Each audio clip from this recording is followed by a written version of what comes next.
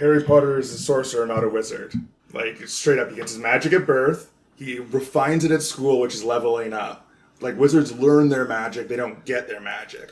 Even though it's wizarding schools? Yes, they're still sorcerers. She's wrong on many things. What else is she wrong about? We're not going there. That would take too long.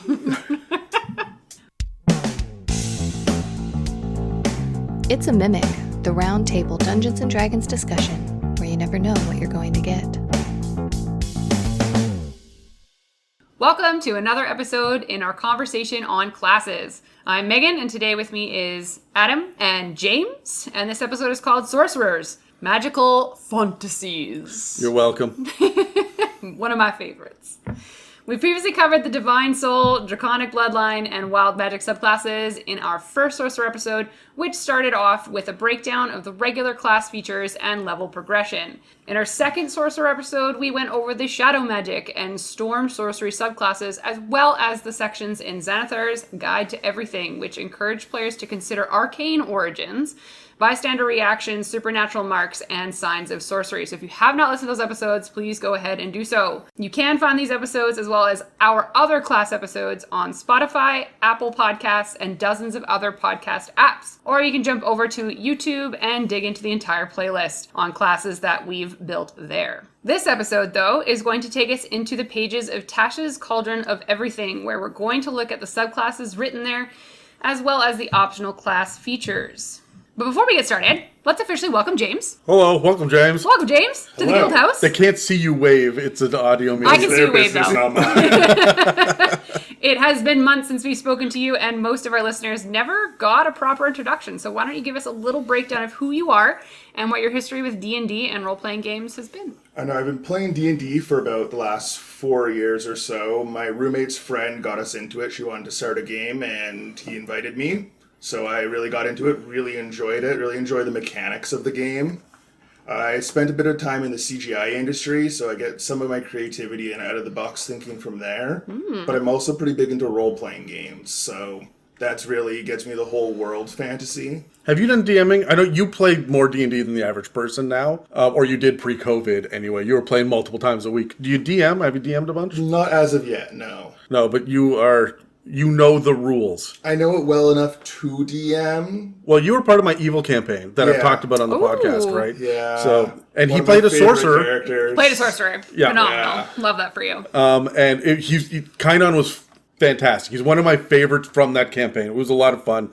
And James was conniving. But often I would have a question about how a spell works, because I don't know. I'm DMing a million things. And what is the radius of a fireball? I don't fucking know off the top of my head. It's not my job. So I'd turn to James and he'd be like, oh, it's exactly this. And okay, all right, it's good. James does his research. I know I have to know not or to hurt my allies, depending on which ally and which campaign I'm in. You still fireball. It's okay. It's fine. You still fireball, but sometimes you just watch out for them. Or warn them first.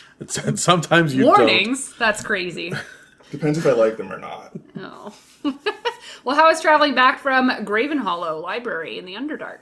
An eventful trip as always. I ran into a pack of Kuatoa worshipping a talking boot. Oh. I left it at that. Yeah. You just turned and walked away. That was more than I needed.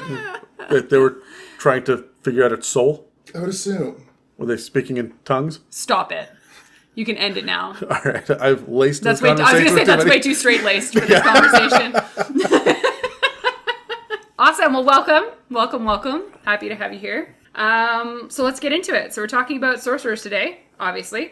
I'm going to give a little bit of a recap here on sorcerers in general, just to kind of give the audience a bit of a recap, and then we'll kind of get into it.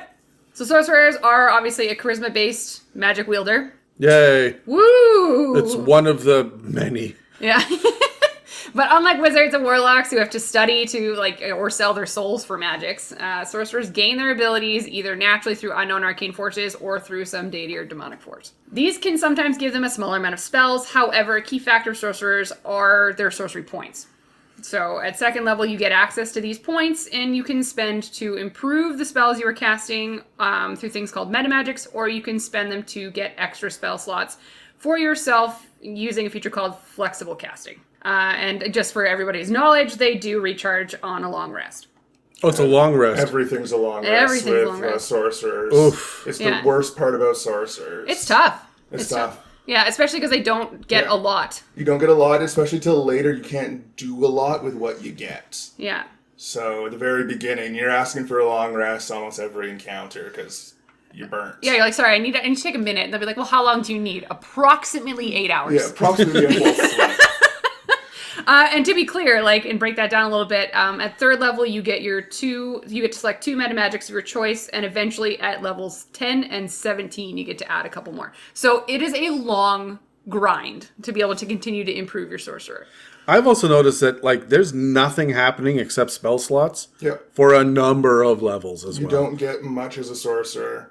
Yeah. But what they do get is powerful. I mean, the powers the spells. Yes. And the meta magic. I mean, pick the right meta magic for your spells, but Yes, and the campaign you're in and the setting you're in, that's another issue I have with meta magic overall. But You digress. Is I what you're saying. digress. Well, before we get too much into the actual meta magics, I'm going to break down a couple of the new spells that you do get for sorcerers from Tasha's.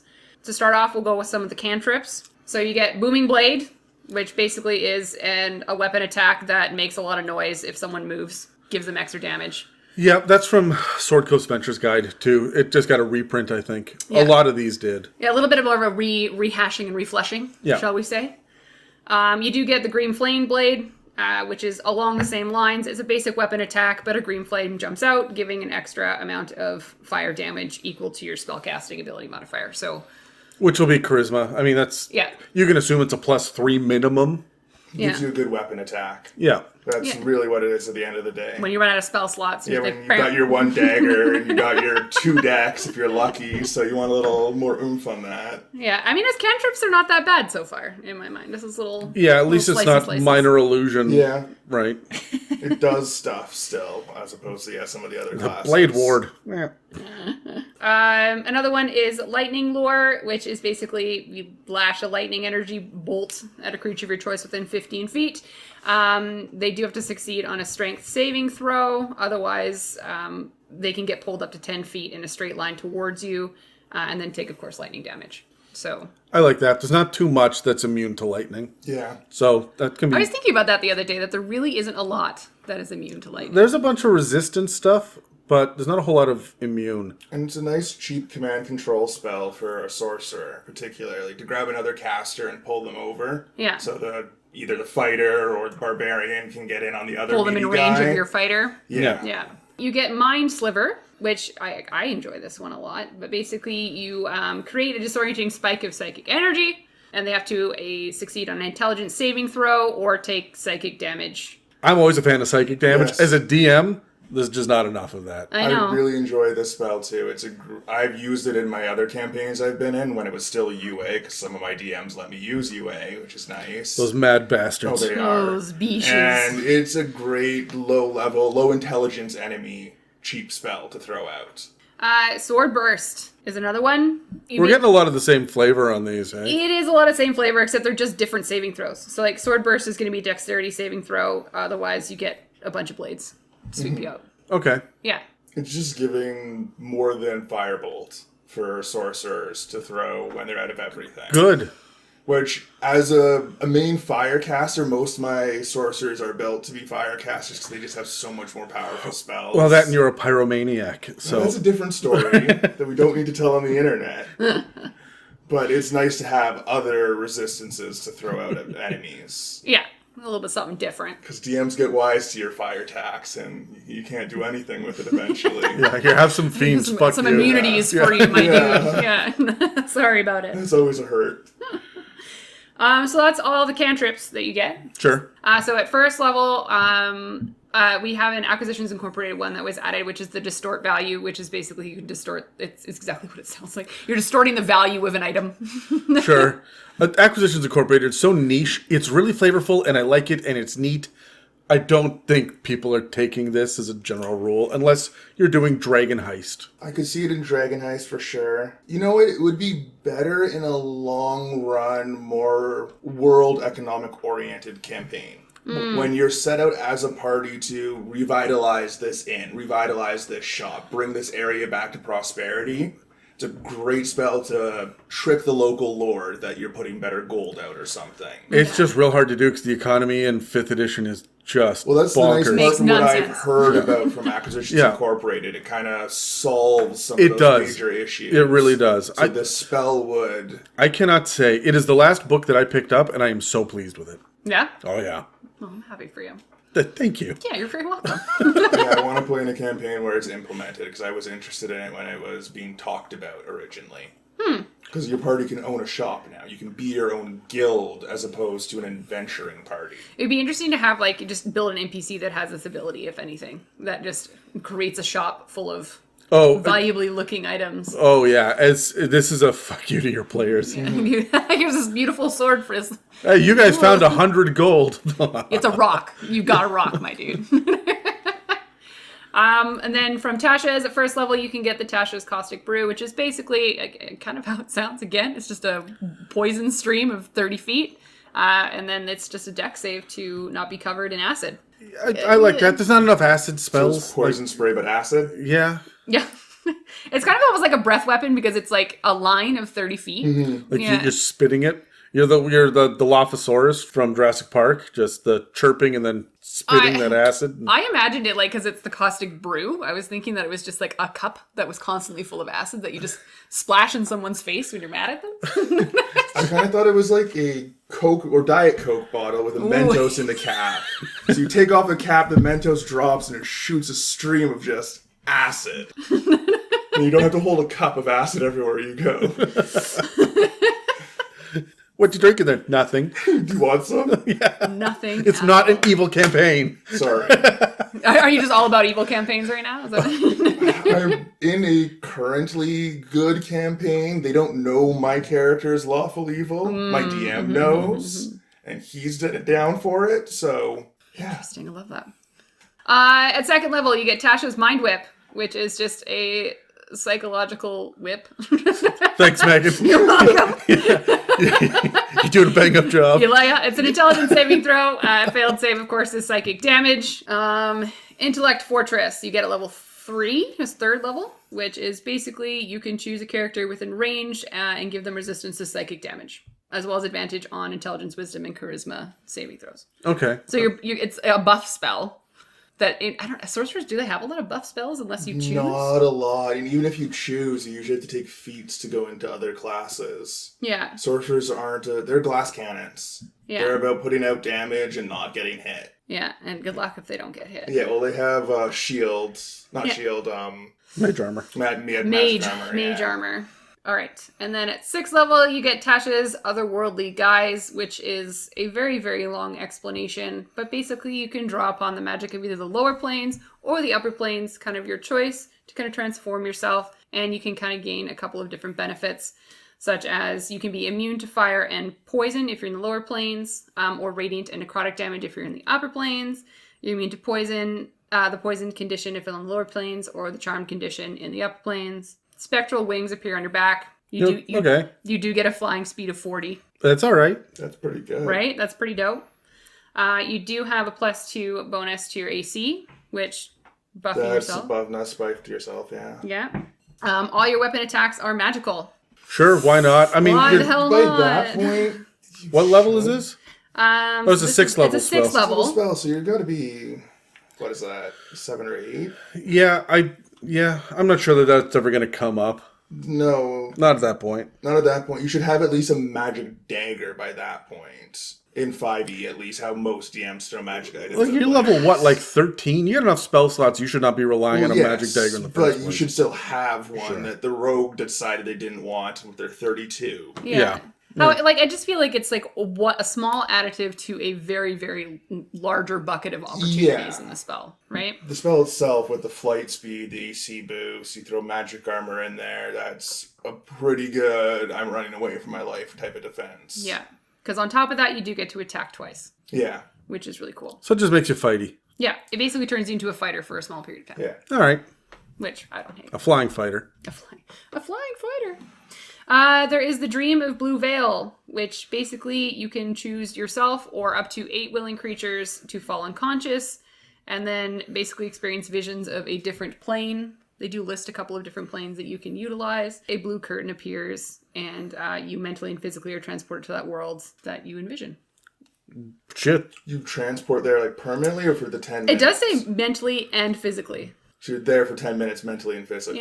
Yeah. So it's a really quick plane shift. At what level? This is at 7th level. That's all right. That's a pretty good, like, the party's low and far-ish away from each other in a big fight. Yeah. Step away for 10 minutes, gather resources amongst yourselves, and drop back into... If you put that with catnap, too, so you can get in a short rest, that's all right. So the only catch is that you do have to have a magical item from the plane you are envisioning.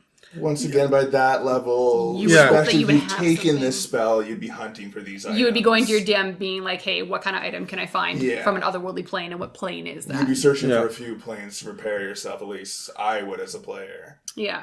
And then at 9th level, you get Blade Disaster. Blade Disaster? Blade Disaster. No, that's Blade Trinity. I've seen that movie. This is the fireball level of blades. Yeah.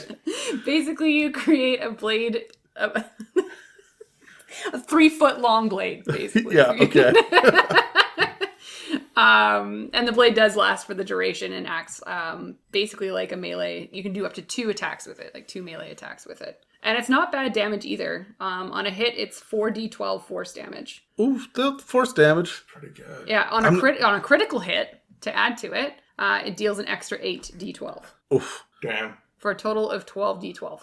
That is 9th level. that 9th level slot is so special, though. I'm not sure I would ever choose this. Can you choose different spells as a sorcerer? You can when you level. When you you're allowed level, to switch one, which is another downfall of the sorcerer. It locks you into your early decisions. So you kind of almost have to plan that this is what you're going for. Yeah. You got to plan well, especially when you know you're not going to make a campaign to level 18, 20. You plan your character differently. Yeah, that's fair. Yeah. You plan for the early power gains because you're not going to get your capstone. Yeah, you're not wrong though. Everybody just take a couple levels of warlock and you'll be good. Most of the time, you gotta mix it up for a sorcerer to be extremely viable. Well, the other main benefit of it is that it can actually harmlessly pass through any barrier, including a wall of force. Oh well, shit. So now let's toss that in there. Yeah, okay. And, you buried the lead on that. this. Does change a little bit. You should have fucking led with that. Any barrier. So it harmlessly pass through any barrier. There's including no a wall of condition force. on that any barrier. And it doesn't even cut the barrier too. It's harmlessly passes through. Yeah. And most times spells that say it passes through a barrier gives you a certain distance into concrete or something. Well, how long is the blade? 3 feet long. So you can go through 3 feet of concrete to attack something. So hold on, let me get... So also, sorry, you have to keep in mind this is also a celestial blade that moves. Yes. So you can move it up to 30 feet on your turn as a bonus action. You can move it straight through a whole fortress. Man, I'm assassinating people from the basement. I'm casting... I'm sending it upwards through casting invisibility on it, and then sending it places. Oh, I'm just going to aim right up the pant leg. Just skewer them up through the belly. Send invisibility. You can just swing it through like a royal crowd or something. What a great trap to set for someone. Yeah. Okay, that's far more viable than I thought it was going to be. Glyph or whatever, where you're allowed to put spells into books with triggers. Oh, contingency. I thought it was maybe contingency. I thought it was glyph There are a number of glyphs. Contingency lets you back shit up too. Okay, so was that all of them? That's all of them. So do you guys have a favorite? Well, I mean that last one, obviously. Well, that's the highest level spell, so obviously it's going to be one of the better ones. Honestly, I'm Mind Sliver. It's a great psychic I was low level say damage. Mind Sliver. Yeah. It's so cool. At low level 2, so you're going to have the spell slots to use that. You always love the ultimate cantrip, so you'll always have access to it. Also, could you mind playing a game that utilized a sanity system? And just like... And if you're just playing an evil sorcerer, just like whipping mind slivers into people's brains. It's the great fuck you damage to your DM when you're throwing some high level spells like a fireball, and then you just throw a mind sliver on with your meta magic. Yeah. And just hit it with 4 or 5 extra damage. Sometimes that's enough. Sometimes your DM's happy you didn't kill it with the fireball. You just hit it with like 2 more. Speaking of meta magic, we're going to go through some of the meta magics. Sure. That you can get. What we should do is roll initiative. I'm going to give you guys a little bit of breakdown of a couple of them, and then I want your opinions on them. Sure. Yeah? Cool. Okay. I missed. In the tray, I missed. You bumped me into a 20. You were 18 already, so either way. All right. So we'll go through the Seeking, which is basically you can spend 2 sorcery points to reroll a d20 for a spell attack. You have to use a reroll. You must use a reroll. So the question is, would you allow this at your table? Why or why not? I would, because it's relatively useless. It's a waste of sorcery points. Right? Yep. I would never use it. Let your player burn it if they want it. See, I have no problem if it wasn't wasting one of their 4 meta magic spots, right? If it's just sitting there to, you use every once in a while, it's almost a lucky So there's so many other ways to reroll dice. Yeah. I don't understand why this is even there. And then another one would be Transmuted. So spend a sorcery point to change 1 elemental damage type to another. Once again, depends on campaigning. Yeah. If you're in a campaign that's either you're playing a long campaign and you're a fire caster, or you're particularly focused on water and your DM puts resistances or immunities in your way, then 100% it's a great meta magic to take. But I wouldn't start your game with it. It wouldn't be the first 2 I took. No? No, I'm going to want it later levels because the spells I'm picking early, I'm going to choose, because you can only change 1 a level, right?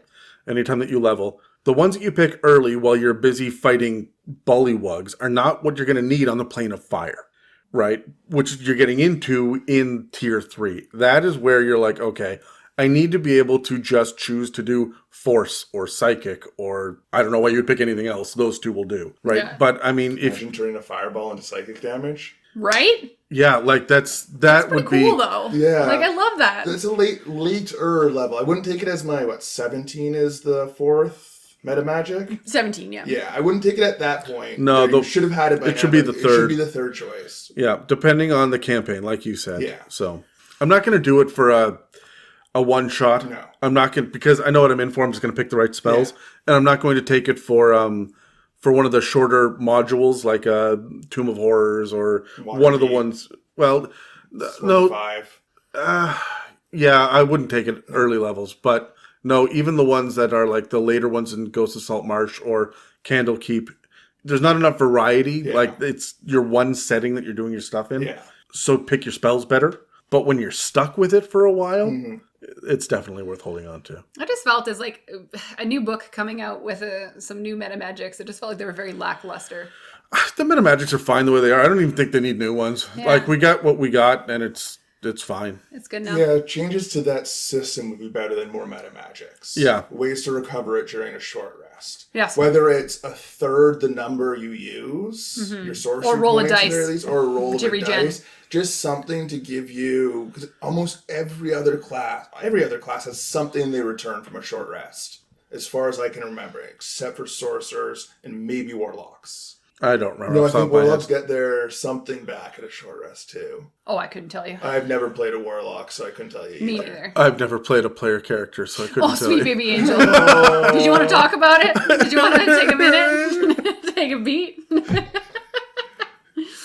All right, so we're going to move on to the new Sorcerer's Versatility. I don't know why I thought I said Sorceress wrong. No, you said sorceress correctly. Okay. It's just an awkward word. Sorceress. Sorceress. Sorceress fight. Versatility. So whenever you get an ability score improvement, you can actually also swap out one of your cantrips or swap a meta magic. Amazing. Yeah, that is phenomenal. There's no reason why I would say no to that. In my mind, I'm like, did it even have to be written? Like, I feel like it's It almost should have like been rules as written. It should have been the original book. Yeah, because I feel like every other most magic characters get the ability to adjust and adapt their spells as they go. Clerics, every morning they can change their spells. It's a thematic thing, though. Yeah. The way that the sorcerers are written are like, you have this innate power inside of you. You can't really control it. Therefore, once it manifests, this is what you get. So Yeah. I understand it, but this makes it more viable as a player to have more fun. Because, I mean, you didn't really get to see it, but when I had Jamie playing he was a sorcerer / barbarian, which is that's a whole other conversation. Yeah, that's enough. but he wanted to play a barbarian, but we was stuck in Curse of Strahd, where he couldn't do full damage because everything was resistant to non-magical weapons. So he started to take levels in sorcerer, and then he you got get stuck magic there weapon on that. for like 6 levels. So he just kept taking sorcerer, but then he got bored with the flavor of it, and he wanted to do new things. This would let him do new things. So I'm a fan of that. That's great. Yeah. And then the last little piece here is talking about the magical guidance. So basically at 5th level, you get the ability to spend sorcery points to kind of re-roll your ability checks, and taking the second result. Ability checks, huh? Well, sorcerers are so damn weak on ability checks in the first place. I don't find that super... How often can you do it? It just says at 5th... Oh, you can spend sorcery points. I didn't actually write down how many it is. Sorcery points. Okay, Yeah, well... it's a cost. Then it's fine. Which it's is another using way up to your spend finite your resources. sorcery points. Which you need. I'm a fan of that. Yeah. The sorcery points are too limited. So, yeah, I'm into that. I think we talk about the customizability of a sorcerer and having to be able to make those adjustments. Yeah. I think they added that in there to give characters that out. Yeah. Like that's how that reads to me. But yeah, cool. Any feelings on any of those pieces? I really like the one where you can change your meta magic at a level. Yeah. It makes sense. I get you get your magic and you get what you get at the beginning. Makes perfect sense there. But later levels, you learn to refine your magic. I feel like it's like focusing through a different lens within yourself on how to use it. Yeah, exactly. It's instead of the magic coming out of your pinky finger, you're moving it to your ring because you can now feel the flow of magic. I'm glad you said ring finger. I thought we were going in a very different direction. Stop. Dan and Dave aren't here. It's okay. Yeah, that's right. Would Dave go there? Oh, Dave lives there. It's difficult to get him away from it. Nobody can see the look on his face when we record the podcast. And someone says something about, oh God, anything like a belt. And Dave will just raise an eyebrow and sit back and look very smug. He knows what the funny thing is. And he knows that you know. Nobody hears the amount of editing that we have to do when Dan and Dave are in the room together, because Dave will just look at Dan and Dan will giggle. Oh my God. And then I gotta cut that shit out. That hits the editing floor. So No, Dave lives in a bubble of safety in my world. oh yeah. Maybe to keep him from you. He shot you in the face. He did shoot me in the face. In Call of Cthulhu. I love that for him, hate that for me. Hello, podcast people. Podcast people? We're recording. Yes, but it makes them sound like pod. We're recording. You're recording. Fuck. Hello, podcast people. We've got a couple of things going on that you might not know about, and so we thought we'd cut away to a little reminder. First of all, we just want to point everyone to our YouTube channel again. We appreciate that all of you listen on your respective favorite podcast apps, but the It's a Mimic YouTube page has all of our shows laid out in playlists. That means you can listen to our Dragon episodes back to back, or dig through the campaign builder or touring the multiverse series without scrolling through the backlog or having to use a search function. New episodes get uploaded within a week of airing on Spotify or Apple Podcasts or whatever, but the whole backlog is up there. Even the episodes we're embarrassed about. Yeah, fuck, those early cold opens were sloppy. Yeah. And delicious. The other thing we want to Hey, mention... Dan, what? you know what else is sloppy but delicious? Whatever you're going to say next is just going to get cut, so... Well, the other thing we want to mention is our sneaky little store that lives an unassuming little life on our website. there are stickers, magnets, phone cases, notebooks. Cups, water bottles, coffee mugs, and travel mugs. I could have a mug? I'm tired of your ugly mug already, man. I want a mug. We even have masks in a variety of sizes because we're socially conscious people. The current designs are for the It's a Mimic mic and the Deep Dark Irradiance logo, but we'll be updating the store as time goes on. How big are the mugs? I don't know. There's a standard one and a tall one. And a travel mug too. Jesus, I need to look at this website more often. So please take a second to check out what we have to offer. We really appreciate the donations we've received through the website, but we want to make sure that you guys have the option of getting something for your hard-earned money. Every little bit helps keep the lights on and the side projects rolling, and we love you for your support. So thank you to everyone out there who visits www.itsamimic.com and checks out our online store there. Hey, there's even a little pin with the logo on it. And don't forget to check out the YouTube channel for perusing the older episodes.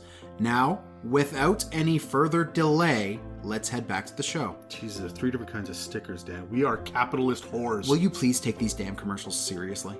No. All right, so we are going to go through a couple of the subclasses that we do get in Tasha's. James and Adam, can I get you to roll, and we'll see who gets to go first? That is the second 2 that I've rolled. James, you're up. Nice, I beat you with my 6. Yeah, what a great roll. Yeah, great things for me, great things for Hold me. on, which meta magic lets me reroll shit? Was that? You can't take that. You're not a sorcerer. Yeah. You're not a wizard, Harry. You're a sorcerer.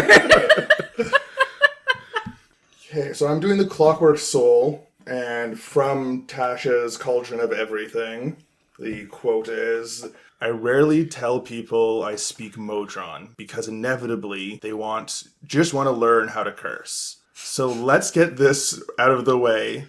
Lesson 1, beep boop, and other slams. Simile slams. So with the Clockwork Soul Sorcerer, at certain levels, you receive additional spells that don't count against your spell total known, which for me, it's a great source of additional sorcery points, whether the spells are good or not. So at first level, you get Alarm and Protection from Good and Evil. Third is Aid and Lesser Restoration. Fifth is Dispel Magic and Protection from Energy. Seventh is Freedom of Movement and Summon Construct. And in ninth level, you get Greater Restoration and Wall of Force. Do those thematically fit the Clockwork Soul, in your opinion? For the most part, the restorations personally don't. If it's clockwork, it seems like something that would be more for constructs as opposed to living beings to be restored. Is it about returning someone back to the natural order of things? Is it the order side of it, maybe? I'm trying to think about Yeah, it's the order trying to and make it work. mechanisms of it. So Yeah. I can either way, it does make sense because you restore old clocks and old machinery. But I feel like Greater Restoration in the sense of D&D is more of I'm healing my downed character, my downed friend. So that's, in my opinion, against the way of order in the clock. Yeah, okay. Fair enough. Okay. One interesting thing about it, they list ways that your magic more or less manifests itself. They give you a list of 6 items. So one of them is a spectral cogwheel hovers behind you. The hands of the clock spin in your eye. Your skin glows with a brassy sheen. Floating equations of geometry and geometric objects overlay across your body. Your spell casting focus temporarily takes the form of a tiny clockwork mechanism, which is really cool visually. And the ticking of gears or ringing of a clock can be heard by you and those affected by your magic. Cool. Yeah, very cool. It's very flavorful, more than some of I know with Shadow Sorcerer, you got a bunch of flavorful things like this, but I think it's some of the most of Sorcerers with these two. I really want Dissonant Whispers for this guy, just so that I can, every time I cast a spell, every time I would cast it on someone, they would hear the beginning of the Pink Floyd song Time, which is just all of the sound cacophony going. of shit. Yeah. Yeah.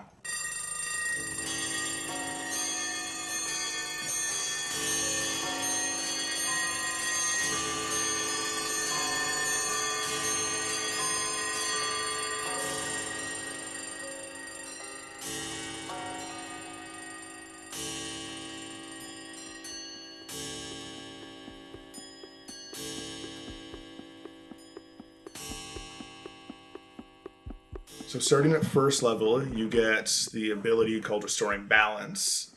And it allows you to get rid of an advantage or a disadvantage you see within 60 feet of you, a number of times equal to your proficiency modifier, and you regain it all once again after a long rest. Because sorcerers are all about that long rest. Yeah. Absolutely. That 8 hour. That You solid need that 8 hours. Solid 6 with 2 hours of dicking around. There we go. The next thing that they come across at level 6 is called Bastion of Law. So as an action, you can spend 1 to 5 sorcery points to cast a ward on yourself or anyone within 30 feet of you.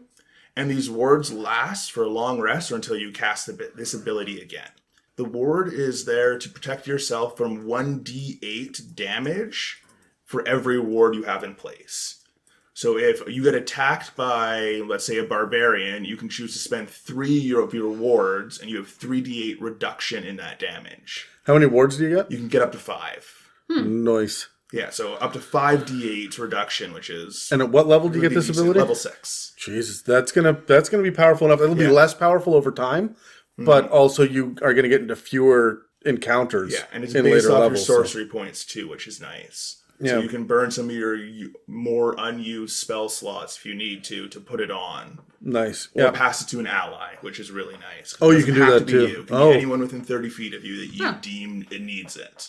But you are a sorcerer. You have fewer hit points than anybody It's more else. than likely you or another magic caster. Or the in group. wizard, Yeah, yeah. your squishies. Yeah. You're keeping it to a squishy unless the barbarian's across a chasm so no one can get to him and you can use your extended spell to get this off. Sure, yeah. Nah, yeah. you just let him die. Come on. gotta pretend, be like, oh, you're out of reach. He's a zealot. He'll be back up on his feet in 20 he's minutes. fine. It's all right. So the next thing you come across is Trance of Order. So at the 14th level, you can connect your conscious mind to the endless calculation of the mechanics.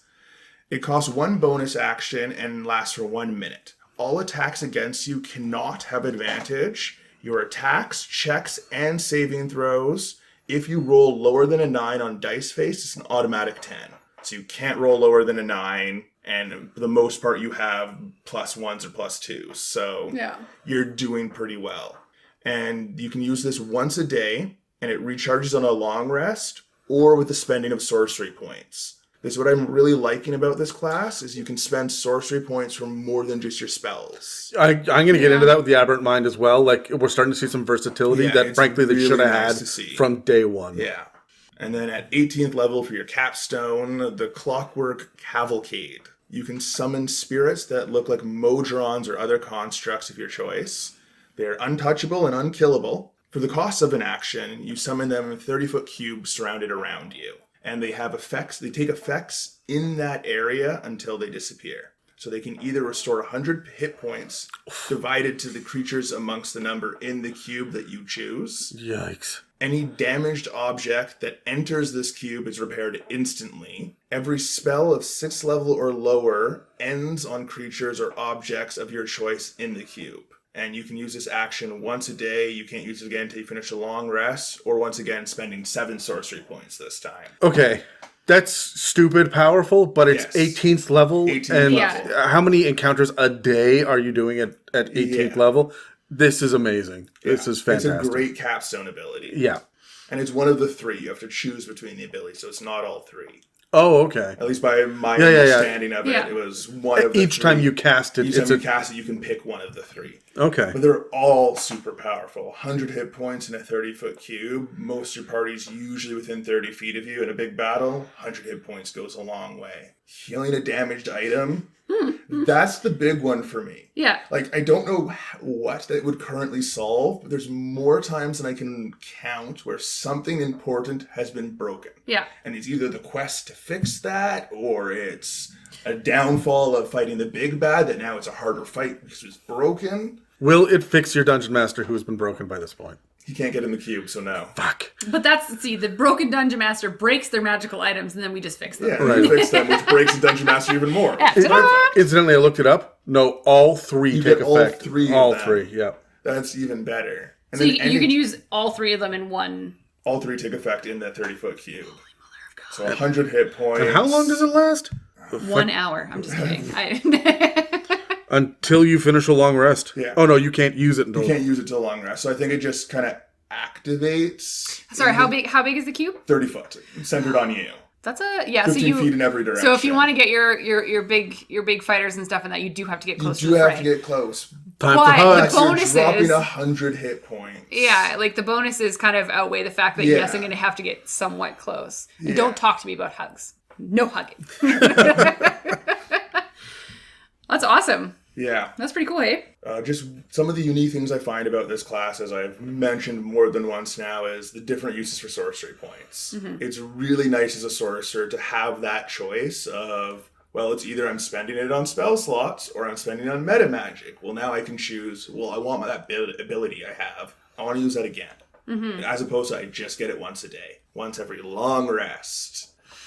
And then with the extra spells you get each level, I think it came out to like 6 or 8 of them, or more than that. So you're able to take those spells and convert them to sorcery points. So you theoretically, with those spells alone, can convert your capstone. This is the spells known? Yes. Yeah. It doesn't count to your spells known. You just get additional sorcery spells, which any sorcery spell you have can be converted to sorcery points. But is it a spell? It's not additional spell slots, right? No, additional spell... Yeah, no, sorry. No, yeah. Sorry, you're correct. So it is just spells known. You have to convert spell slots. Yes. So but it makes you more versatile still. Gives you right? more things to do, which is another thing I was going to say. Gives sorcerers more to do, which I noticed. Yeah, it gives a little bit more to their playbook. Yeah, and you're not just more doing one than thing. just a one-thing damage hitter. You can do a bit to help your allies. The removing of advantage and disadvantage for your allies is really beneficial. Yeah. Especially your fighter's stuck in the center of something with 3 people around him getting advantage every hit. Well, you can get him out of one of those at least. Yeah. What a great support. Being able to be a support.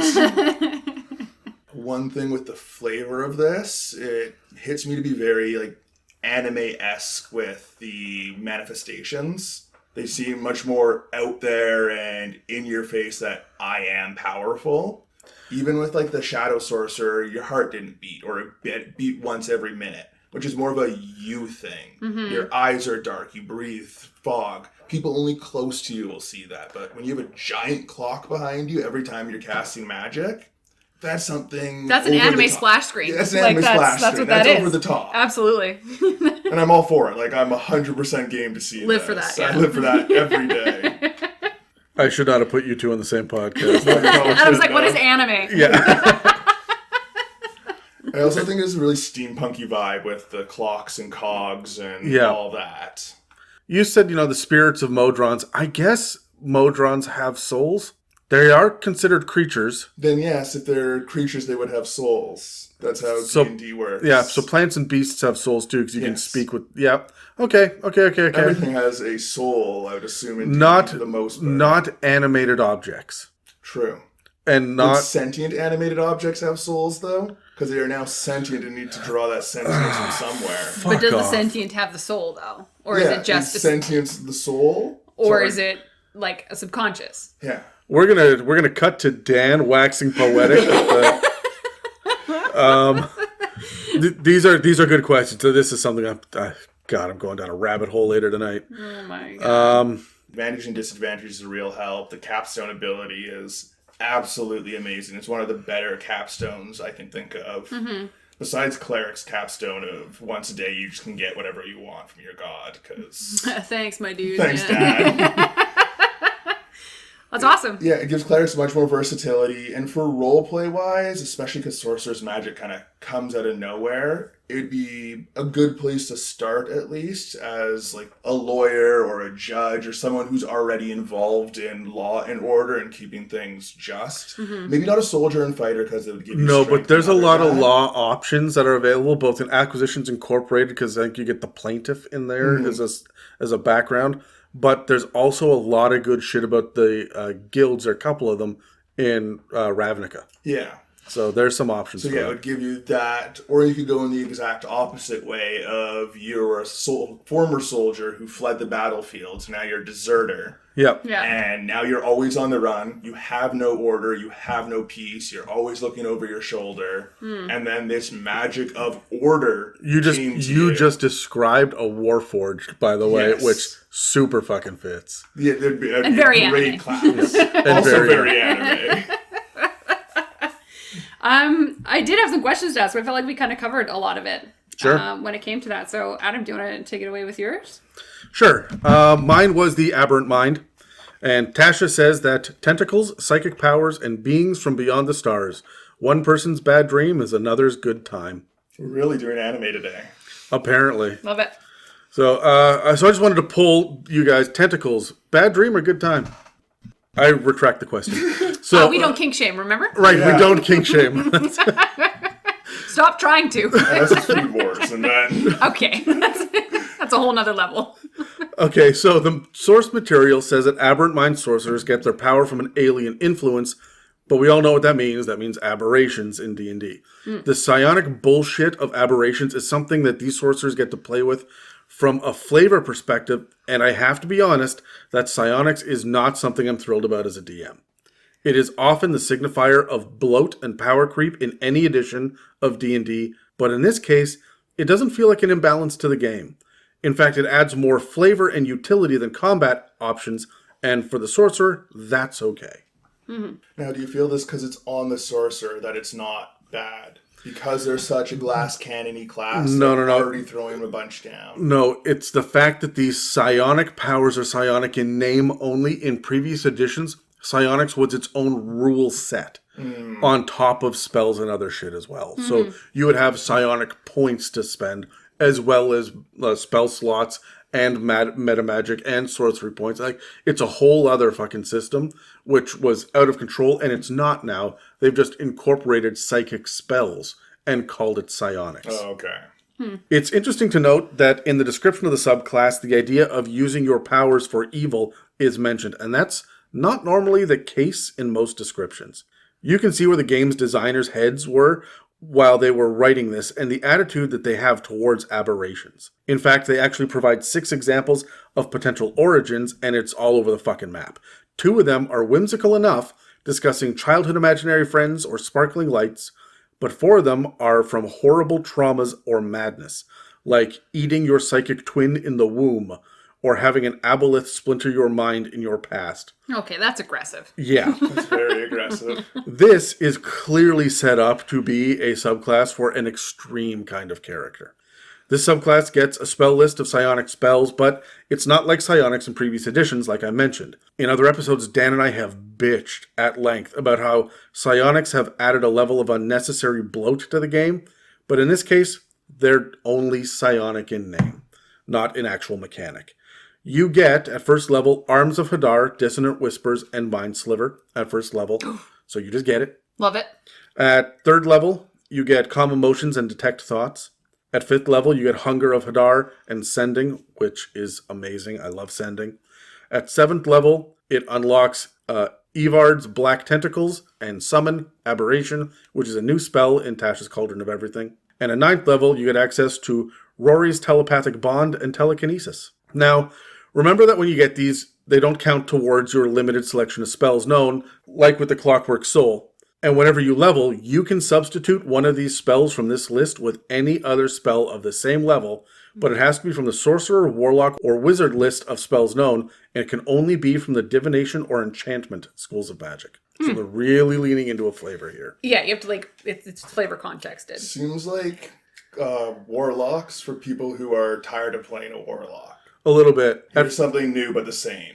Yeah. At first level, you also get a really useful ability that will help with party cohesion whenever the rogue or monk sneak off to scout ahead, and the power is called Telepathic Speech. It lets you use a bonus action to make a mental connection with one creature that you can see within 30 feet of you. Assuming you two share a language, you can communicate for a number of minutes equal to your sorcerer level. But the best part is that they don't have to stay within 30 feet. As long as they're within a number of miles equal to your charisma modifier, you can maintain the psychic bond. Considering that you're a charisma caster, this should probably be 3 to 5 miles over the course of the campaign, and obviously this connection breaks if you become incapacitated, or you die, or you use the ability on somebody else. Sorry, what is that called? This is called telepathic speech. Interesting. I highly suggest befriending a flying creature with the ability to speak the same language as you for scouting purposes, but this is also going to work on anyone who likes to teleport and split the party. Yep, absolutely. This is a lot of fun and really flavorful for a first level ability, but I find that it's not at all game breaking. It's just communication, which is okay. As powerful as it is, it's going to take a very resourceful party to have this impact combat encounters in a meaningful way. At 6th level, you get Psionic Sorcery, which lets you cast the spells from your Psionic spell list by using a number of sorcery points equal to the spell level instead of a spell slot. Another way to use sorcery points. Yep. Yeah. Also, when you cast a spell this way, you don't need the verbal or somatic components, and material components are only needed if the spell consumes the materials. This is a really neat way to exemplify the idea of mind over matter, where you seem to be casting spells through sheer force of mental fortitude. And again, because you can replace spells on the psionic spell list, this could be the most powerful boost if you are creative enough.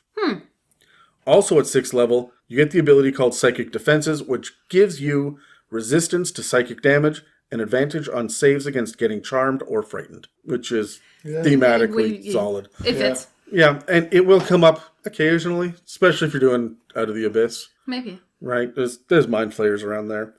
Then there's this insane 8-level gap before you get to your next subclass feature, which is just how sorcerers work. But at 14th level, you can warp your own body with an ability called Revelation in Flesh. Okay. I think is the name of Terry's sex tape. I was going to say it, but I think it's on Revelation in Flesh 4. Anyway, you use a bonus action to psychically rearrange your physical body for 10 minutes. ew. There are 4 different transformations you can do, and it costs 1 sorcery point to activate each. You can use as many or as few as you'd like each time you use this. The first change makes your eyes turn black or become writhing tentacles. This lets you see invisible creatures within 60 feet of you as long as they aren't behind total cover. It's kind of cool. It's pretty okay. Why is this becoming the most anime? Oh, it totally is. Like I just The anime episode. Yeah, this is the anime episode for Sorcerers. Would that just have happened on any episode the two of you are on together? Is that what... We have found a way, but We this might- one is like rolling into us. It's like writing itself. Yeah. We don't have to try You're for not even this. trying this one, yeah. The second transformation allows you to hover and even fly up to the same speed as your walking speed. Instead of wings, though, your skin shines with mucus or glows with an otherworldly light. Ew. Super Ew, gross. David. The third transformation gives you a swimming speed equal to your walking speed and lets you breathe underwater by sprouting gills. You get to choose if they appear on your neck or behind your ears, Waterworld style. Good reference. Yeah. Love it. Yeah. Additionally, you grow webs between your fingers and writhing cilia poke through your clothes and help you just kind of move with the water. Ew, I hate it. I hate it so much. The fourth and last transformation is another movement-based one, and no, it's not burrowing or climbing, it's weirder. You, as well as all your clothing and equipment, become pliable and covered in slime. You get to move through any opening as small as 1 inch in diameter without squeezing, and you can expend 5 feet of movement to slip non-magical restraints. Megan, you'll also appreciate that you can use 5 feet of movement to escape being grappled, Oh, phenomenal. but you have to be slimy to do it. And this is You know level what? 8. This is level 14. Even then, a rogue mixed in with a sorcerer, having these abilities to Get in and out of infiltrate shit. everything. Yeah. Yep. Oh, and even a monk with all the walking speed stuff, Yeah. and now you can swim or fly at that Swim, speed. Yeah. Fly, fit through cracks in the wall that you punched 5 minutes Punch, earlier. yeah, punch a hole in the wall. Punch a hole yeah. in the wall and follow through. Dunskies. And then at 18th level, you get Warping Implosion, which is my favorite thing. This lets you teleport up to 120 feet away. You leave behind a small vacuum in space where you were, because the moment you go, everyone within 30 feet of you, where you used the ability and teleported out from, has to make a strength save or get sucked as close as possible to the space you were. This causes 3d10 force damage or half as much on a success. That's quite a bit. Yeah, it seems a little over the top for 30 feet, Yeah. but it makes sense for any kind of teleportation. You're moving a pocket of air with you. Like Yep. that, and usually as a sorcerer, you will be slightly further away from Yeah. your peeps. So I feel like you might be okay unless you're trying to exit a very small room. If you've done the other thing where you're flying, you can hover on the side of a cliff and then teleport away and suck everyone off the cliff. Successful saves also keep the creatures from being pulled, and you can't use this feature again until you finish a long rest, except, and I like this, if you recharge it using only 5 sorcery points. So you should have enough to do that. I feel like this is a unique subclass that appropriately uses sorcery points and is appropriately front-loaded to entice players to multi-class into it. It doesn't feel too powerful, which is good, because sorcerers should be finding most of their power in their spells and their meta magic, right? All of this is movement-based, right? Until you reach Tier 4, each one of the subclass features focuses on role-playing opportunities, exploration, or defense. And the expanded spell list keeps the emphasis on casting. I also like that this psychic build doesn't immediately feel like a Jedi or Professor X, and it really could have if they wanted to. Yeah. It feels unique and interesting, and it isn't stepping on the toes of other classes, which is nice. A lot of these late-game subclasses feel like they're hybrids with other classes or races, but Aberrant Mind Sorcerers actually feel unique. Being the communication hub for the party feels on point, especially with the high charisma score, and the unique body warping abilities seem to be on point for Constitution-based class, so it all kind of fits. I don't really have any complaints about this subclass at all. I never really get to be a player, so when the opportunity comes up, I tend to have to get the most bang for my buck, and Sorcerers never really felt flavorful or powerful enough to be worth my time in one-shots. But now that we're in the late development stages of the edition, I'm starting to see a rebalancing, a reflavoring that are making this class as unique and interesting as some of the others. I still think that Paladin, Cleric, Bard, and Wizard all suffer from subclass similarity syndrome. Very much so. But I'm glad that we can finally remove Sorcerer from that list. Yeah, these two, including the Shadow for 3, have all been a big change up for the general Sorcerer. Yeah, when it was just Draconic Bloodline, you were just a generic mage. Yeah.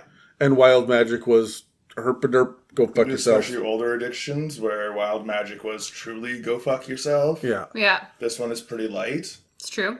Like, I have a DM that uses a 200 item list Ugh. for Wild Magic, and most of it's bad. Punishment for using wild magic, Yes. for sure. Is it But he Dave? I wants feel like you to that's a be Wild Dave Magic. thing. No, it's my friend Reese. Oh, yeah. But he wants you to be Wild Magic because he likes the party suffer. Oh, he likes the suffering. I Yeah. love that. Well, I'd love to roll some dice for this one because I feel like we have some feelings about some stuff, and that was kind of like an information overload. So Sure. roll a dice, and I'll ask a question for us. I got a 9. I got a and 13. it didn't Not matter. 20. Must be nice. So looking at this specific subclass, do you think there are any potential oversights or power imbalances? I don't think it's any oversights or power imbalances. I think it's, as I said earlier, trying to allow other set casters. Because when I play, I generally play a sorcerer. That's the class I prefer to play. And I know friends who prefer to play warlocks and friends who prefer to play rogues. Yeah. And I feel like this is giving the warlock players another avenue for their edge boy life. Because Yep. it sounds very warlocky, but less soul giveaway and Less dependent. Less You're dependent. not doing it on purpose. It's something that happened to you. Yes. Yeah. There's built-in trauma here, and that's why it It's feels like your that way. dad was a warlock and Yeah. you were just born connected to that warlock's power, but you're not. You have your soul. You got all that shit. But Yeah. you still have access to the power. For sure. That's kind of how I feel it. Yeah. I don't think there's any significant overpowering because I feel like all the stuff we were going wow about was all the stuff you get kind of like at higher level anyways. Yeah. So like if you stuck with Sorcerer long enough to get those, like take it and run. That's most sorcerer classes though too. Even Yeah. Draconic Bloodline, I'm pretty sure, is a fairly decent capstone. Yep. Yeah. Okay, so one of the things that I have seen about, I'm talking about the online community, I've seen a lot of people complain that these sorcerers and Tashas are overpowered compared to the other ones, so why would you ever pick Oh, the older ones. the older ones? Yeah. And that isn't actually power creep, because power creep is when you have kind of a baseline that, you know, things are getting more and more powerful and are shifting the baseline. Sorcerers were relatively weak compared to a lot of other classes. This just makes them more viable, and that's not a bad thing. This makes sorcerers relevant, and I like that. It's imbalanced compared to other sorcerer subclasses. It's perfectly balanced for the rest of the classes. Yeah. Even using the variant rules for the old, adding the variant rules to the old sorcerers, we're able to change your meta magic once a level. So expanding the spell list and using the variant rules for older sorcerers will make them nearly as viable as these so-called, as you said, online's voice, stronger sorcerers. Yeah.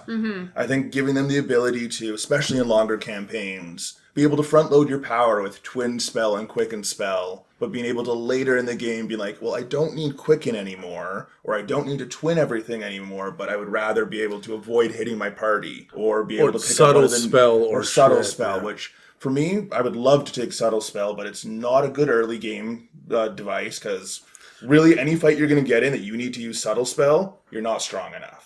It's very, in my opinion, a mid to late game spell when you're arguing with the tradesman because you think he's lying to you. Yep. Subtle Spell, Zone of Truth. Subtle Spell, other type stuff like that. And it's great when you have other meta magics, but when there's only two, Yeah. you don't burn 50% of your meta You're magic. not on giving it. it away for the one-time use you'll get in the next 10 levels. Yeah. So it'd be nice to be able to say, hey, we're going to be spending almost a whole level in this city dealing with the economic side of this campaign. I'm going to pick up Subtle Spell just to have a little easier time controlling what's going on around me. Yeah. And then be able to ditch it next level. Yeet. You do not need. All right. I shall be less subtle moving forward. Well, keeping the same initiative, what insights for role-playing would you have for this kind of subclass? I would honestly talk to your warlock friends. I would see how they take interacting with their god, because you have a similar power source. So that's a question you could have your character follow into. You know of warlocks who are aberrant beings and celestial beings giving them power. Yeah. So why are you different when your power, to put it bluntly, like tastes the same? You both taste like burnt pizza power as opposed to burnt salami for another class. Yeah, but the difference, the warlocks chose to eat it, and the sorcerer added shoved down that's their throat. the whole Yeah. way for that character to roleplay is, why did I have this shoved down my throat? Was my dad a sorcerer? Was my great-grandpa or a warlock? Like, what's the case of why I have this power? Why am I different to someone who's very similar? I would love to like see someone lean into the fact that like, because it's like shift changey almost and the movement process, I would love to see someone go through, to your point, the fact that they were given this power, they didn't want it. Suddenly they're waking up with a different face or waking up as a pile of goo or something. You know what I mean? Like just Every time experiencing they it. wake up, their like bedroll is just wet. Yeah. It's just soggy. just slimy. Like, I swear to God, I wasn't dreaming about the bard. Reconstitute their body every morning. Yeah. Oh, I love it. What about you, Adam? I would get real weird with this. Honestly, there's a reason why the pitcher in Tasha's is a tiefling. Because all of that trauma that hits lines up here. Mm-hmm. But when it comes to this, I'm going to look to Eberron for a Kalistar. They're all psychic as fuck. And so that like lines up really nicely with kind of that build. So I'm going to play that distant, weird, I've got other weird shit going on in my mind.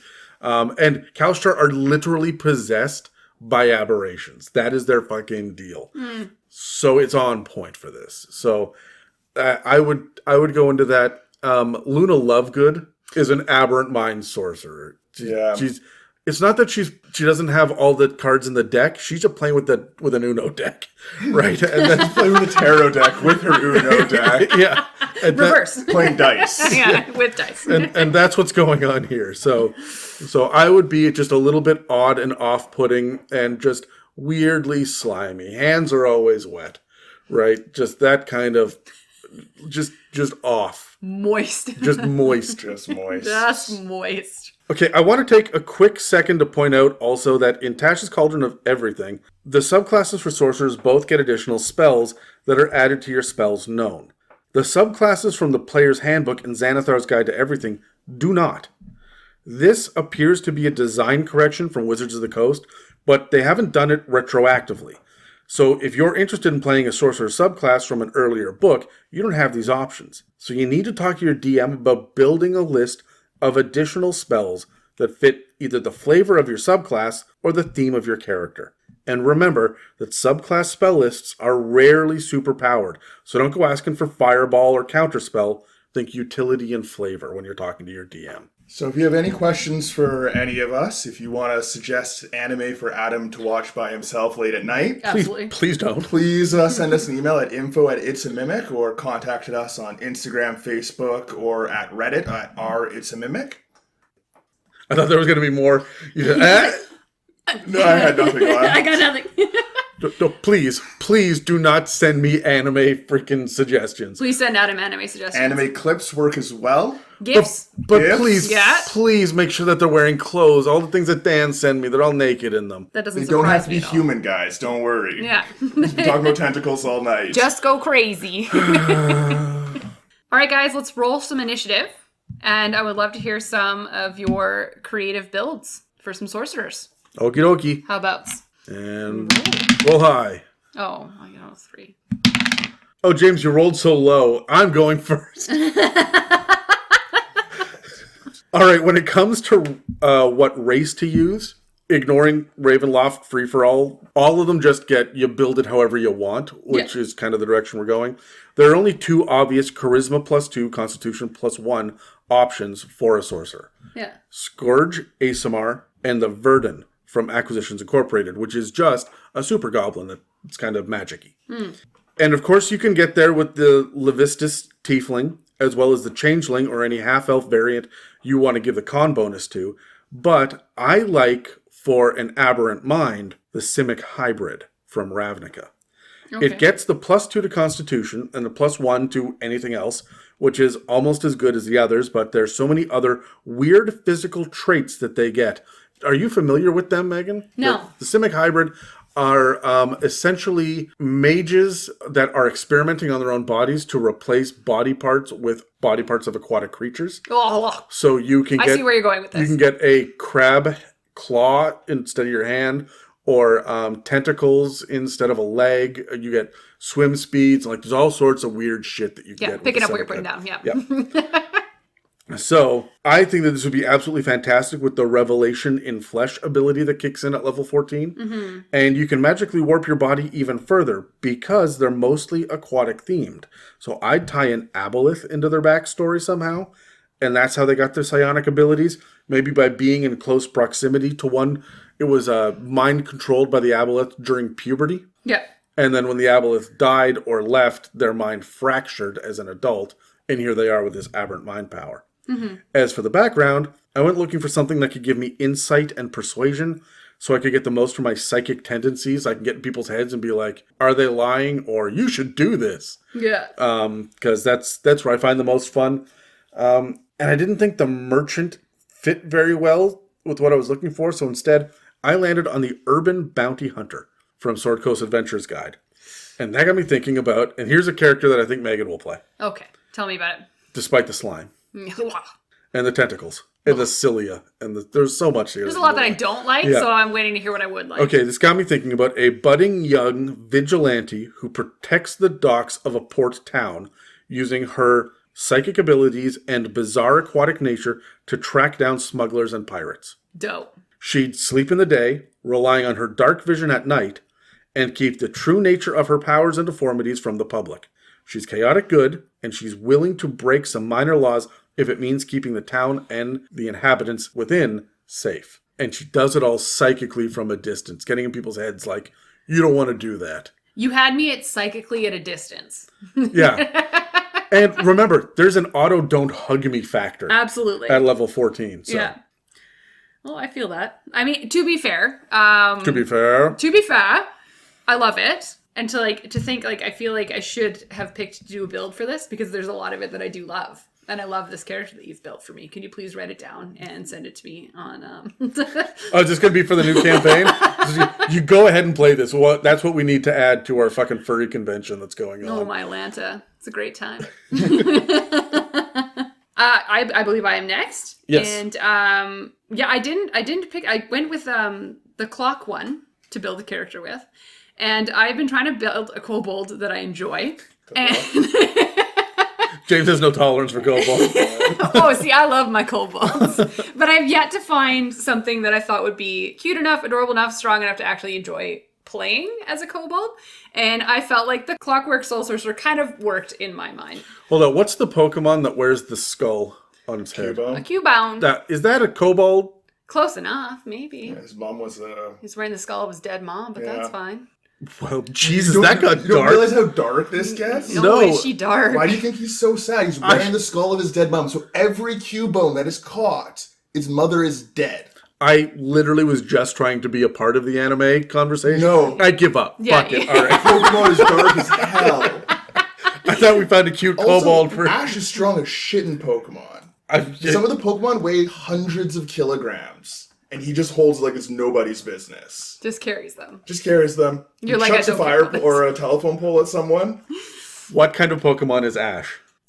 I would say he's like part Mew. If I'm gonna have to say anything, because he did get killed by Mew and Mewtwo during their battle. so absorb in some of his 2002, ability, yeah. And then they brought him back with Pikachu Sword the tears. Stone, Pikachu Tears, whole 9 yards. Yeah. I was like, yeah. Yeah, 2000 Yeah. Pokemon movie. Yeah, all right. Anyways, let me get back to the Pokemon that I built. So a Clockwork Soul Sorcerer Kobold, and so how they get their abilities, because obviously with sorcerers it is either just like an intervention of random magics or they're born with it XYZ. This would just be the classic like kobold belonging to some dragon of some sort in its hoard and its like treasuries, finds a clock of magical capabilities, and then all of a sudden becomes very sentient and aware of it, and like develops an intelligence because it is carrying this clock around with it. However, being slowly driven crazy by the fact that it is constantly ticking. So, and everywhere this guy, little dude goes, like there's just a constant clock sound all the time. So I feel like eventually, if you were to be in a group of adventurers, this would eventually become annoying. And I would love to play this in a game where sanity was a score. Fuck, could you imagine this on a Kenku? Oh my god. The only thing they can do is make clock noises? Yeah. Jesus. That'd be really cool. I love that.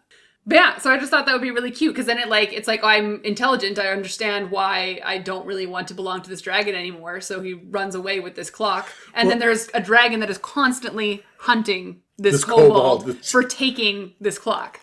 The other thing that I like too is that your kobold could lean into the artificer if you were going to multi-class, because they're very much into the trap building and that kind of stuff. And absolutely. then you lean into the Clockwork Soul from there. Exactly. So they're all about the mechanics of how things work. Yeah, like they're now obsessed with how this clock works. So they just find other random clocks to see why this one is special versus other clocks. They're collecting. So you never really know which one's the magic clock. Just has hundreds of clocks around him. I love it. And has he lost track Of which clock he it does is? not know which clock it is either. The dragon's after, give me the clock. I don't know. I don't know which one it is. Take them all, please. Would you like to buy a sundial? I know. For my build, I went with a Satyr, which is the +2 charisma. Yeah. And gets you a dex bonus as well. And them being part Fey creatures, I imagine them collecting gear parts, clocks as well, all these little odds and ends of shiny mechana. And I believe that for their magic, like what their Clockwork Soul magic looks like when it activates, they get the clock hands in their eyes. I liked that. But in just one eye, not in both. No. So they generally, as they would level up, they'd wear an eye patch over that eye, so they can cast magic in public without everyone seeing they are casting magic in public. That's pretty cool. Very flavorful. I like it. Is an eye patch an anime thing too? I feel like that's an anime thing. Absolutely. Eye patch is also a pirate thing. It's a pirate thing. It's a Naruto thing. They have the Sharingan. Like. It's an aesthetic thing at this point. Okay. It's all of the above. But the crawling in the eyes, that's an anime thing. Okay. Absolutely. Awesome. Does anybody have any final thoughts about Sorcerers? How do we feel about them after all this? In Tasha's Cauldron of Everything, the two classes that I've seen that got the biggest and best improvements were the Ranger, finally, and the Sorcerer. Yeah. And I'm so happy about it. As we continue to go through these these Tasha's subclasses, we'll see how well the other ones fare. But I'm really happy with this. Yeah, as a fairly dedicated sorcerer, I'm a big fan of these changes overall. Are you going to approach your DMs about getting expended spell lists now? I've been playing the Shadow in my other campaign, which is one of the ones that also got a bunch of improvements, not to this level. Yeah. But I am going to ask about the variant for meta magic. Yeah, good We're call. still relatively low level, so it's not that big a deal yet. But once things get higher, I would love to be able to switch up my meta magics. Let me change my meta magics. I have never in my life thought of playing a sorcerer. Ever. I've never played one. Never thought about it until like trying to build and create something, for our cohort today. And I kind of want to do it. They're a blast. Like, it just seems a lot more interesting. Because, like, I've always played characters that had a religious tie-in to the fact that they have their magic capabilities. You can just say paladins. You can just say that you always play paladins. Right? Well, paladins, wizards, warlocks, all of it. There's some kind of deity involved in what happens. I love the idea that it is someone who has an innate magical capability and they're exploring it. I never really thought of it that way until I started reading more into them. I just thought of it as like, oh, they have magic. How great for them. How dope. Good for you. Good for I've you. always seen them as warlocks that haven't sold their soul. Yeah. At the end of the day, you got your magic from some great other. Yeah. Similar to warlocks, but you didn't have to give up anything for it. You don't have to do anything for it. Someone else did something for it. Probably your bard uncle, but that's a different story. Look, your great-grandma banged a gin, and here we are today. Today, yeah. You are now You wanted to hear about your history, and now you've heard it. So, You're welcome. yeah. Don't Sorry. use clairvoyance next time. Not sorry. Awesome. So that's all for this discussion on sorcerers for now. We've got a lot more ground to cover with lots of other classes and subclasses, so subscribe or follow and check back regularly to see what inspirations and insights we'll have for you in the future. Next week, we'll be exploring the Underdark and digging up as much dirt as we can on the Mind Flayers and Elder Brains. Yay. Yay. Speaking of aberrant shit. Thanks for listening to another episode of It's a Mimic podcast. If you'd like to support us, we have a donation button on our website at itsamimic.com, as well as a store for some awesome merch. So please pass the word to everyone you know that we are available on iTunes, Spotify, YouTube, as well as many podcast apps. Thanks again for listening to It's a Mimic, where you never know what you're gonna get. This week we got anime. Anime! Oh, yeah. I've got the power of God and anime on my side. You're not playing Paladins. We don't. This has been an It's a Mimic production. Inquiries, requests, and questions for our mailbags can be sent to info@itsamimic.com. All right, we have Sorcerer's Origins now for dragons, aberrations, constructs, and celestials. What kind of creature type do you guys think should be next? Giants! No, the Rune Knight for fighters was actually really cool. Yeah. So, James, any I don't even really know the the creature types? creature types. There's aberrations. I mean, there's beasts, but I hardly think that counts. Humanoids don't count. Could you do undead? An undead, yeah, you could do an undead You flavor. throw down You got- undead. yeah, Yeah. I'm trying to think. There's monstrosities. There's oozes. That's it. I want an ooze sorcerer. An ooze. Playable race ooze. That Yeah. actually be a lot of fun. Yeah, I know I enjoy some of the beast race, like the bear, playable bears, like just a straight sentient bear as Dope. a monk. Sir Barrington. Stomp Bruce it. Barrington was his name. Oh, I is that what it believe. was? Yeah. Brutus. James, you're first. It's beginner's luck. That's what's happening here. Oh, That's yeah? exactly how that goes. Thing is, I didn't make a build for this one yet. Oh, James, you rolled so low. I'm going first. Yeah? Fine, Yeah, okay. Thanks for listening. Bye.